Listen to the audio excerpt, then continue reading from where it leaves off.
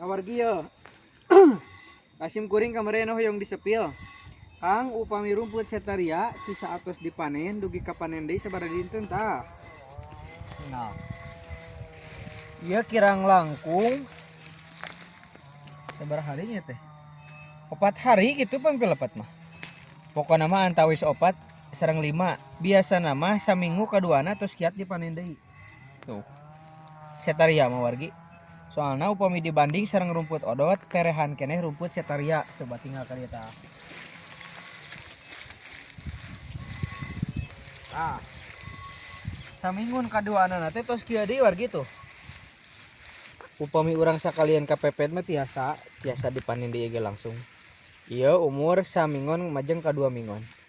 Tos tiasa dipanen deui ka ditu kusim kuring dipelakan parat. Sapatos kitu warginya.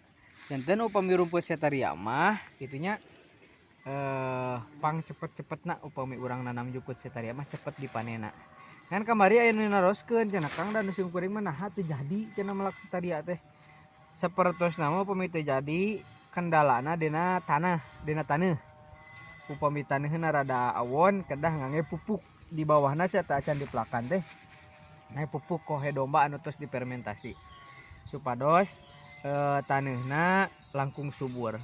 Sapertos kitu warginya terkadang aya deui panginten bibitna tos lami teuing misalkeun dipaketkeun lebih ti 3 wengi kadang sok aya busuk gitunya bibitna kitu warginya pokona mah teu hilap semangat sing sarehat wargi hatur nuhun.